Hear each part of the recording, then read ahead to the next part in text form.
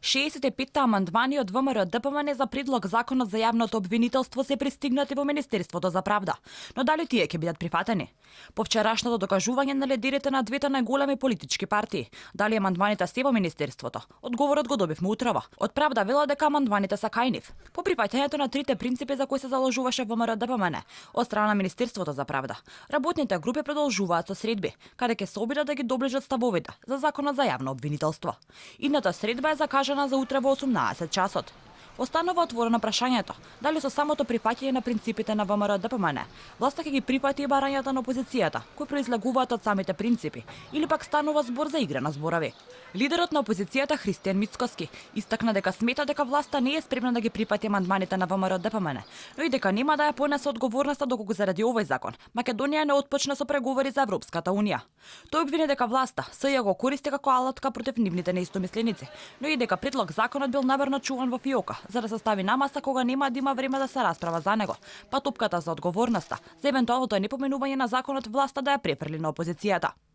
Еве, ние сме подготвени, доколку ги прифатите овие амандмани, ние што ги понесуваме, истите тие да ги изгласаме во рамките на парламентот. Дали вие, како влада, ќе сносите одговорност со одбивањето на овие амандмани да ја загрозите Европската иднина на Република Македонија? Еве, јас ќе ви кажам, не сте подготвени. Зошто? Затоа што сакате ова обвинителство повторно да го користите како инструмент за притисок врз политичките неистомисленици. Премиерот Зоран Заев пак вели дека законот за јавното обвинителство треба да биде донесен со консензус од сите политички партии и дека би било убаво сите да учествуваат во неговата дебата и усвојување, но сепак посочи дека Македонија секогаш наоѓала пат и покрај, како што вели Заев, блокадите на опозицијата. Премиерот истакна дека се спремни да прифатат амандмани кои во позадина не криет криминал. Република Северна Македонија наоѓа патишта. Еве, најде патишта и после бојкотот на референдумот. Најде патишта и после блокирањето во парламентот за уставните промени. И ќе најде патишта.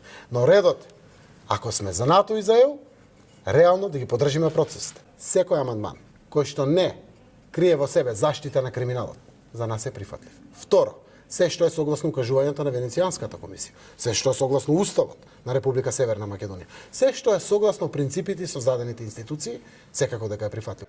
Дел од барањата на ВМРО ДПМН се избор на јавен обвинител по предлог на опозицијата, формирање на анкетна комисија која ќе го ревидира трошењето на пари на СЈО, како и СЈО да биде дел од основното јавно обвинителство во одделението за организиран криминал.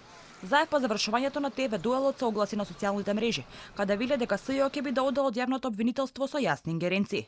Толкувањата на оваа изјава се различни. Дел од јавноста смета дека со овој статус на мала врата Заев ќе ги протне и усвои барањата на опозицијата, додека пак други сметаат дека иако СЈО евентуално би било дел од тој, сепак ќе го задржи својот автономен статус. Власта и опозицијата веќе ги започна преговорите и со помалите политички партии околу предлог законот. Средби имаше со БЕСА, независната пратеничка група на ВМРО ДПМН.